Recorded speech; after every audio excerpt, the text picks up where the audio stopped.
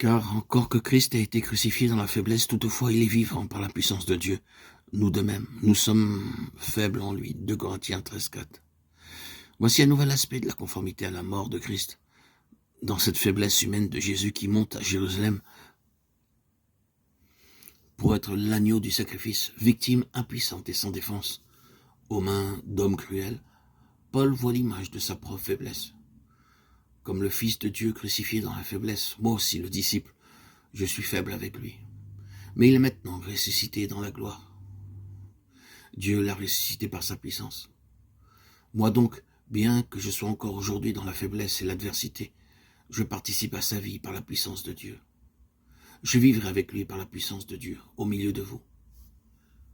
Faible par moi-même, crucifié par ma faiblesse même, mais rendu semblable à mon Seigneur dans sa mort. Je compte sur sa vie, pour qu'elle se manifeste par moi, parmi vous, Corinthiens. Sans doute, je suis faible, mais il n'est pas faible celui qui, par moi, agit en vous.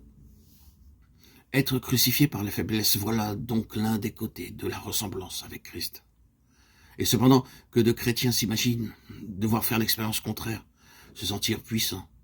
Ils s'imaginent volontiers qu'ils doivent devenir des réservoirs de puissance céleste, d'énergie, de dynamite divine. Et nos conceptions, toutes humaines, sont souvent des obstacles à notre avancement spirituel. C'est uniquement dans la faiblesse que Dieu peut manifester sa force. La silencieuse victime du Golgotha nous dévoile la pensée de Dieu à cet égard. La faiblesse de Dieu est plus forte que les hommes.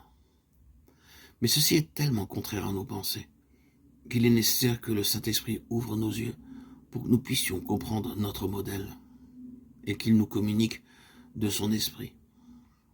Il est nécessaire qu'il fasse naître en nous le désir de ressembler au Seigneur et qu'il nous rende conformes à lui par la faiblesse. La conformité à sa mort, ceci n'implique pas un sentiment décuplé de force, de puissance, même lorsque nous participons déjà à la vie de résurrection. Au contraire, il s'agit de faiblesse. D'une faiblesse qui est vraiment un crucifiement parce qu'elle est une chose si antipathique au cœur de l'homme.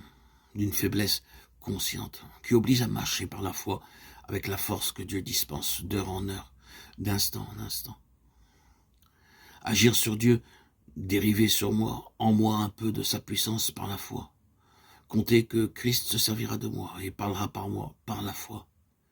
Vivre avec lui par la foi, afin que sa puissance soit manifestée et agisse efficacement dans les autres plutôt qu'en moi.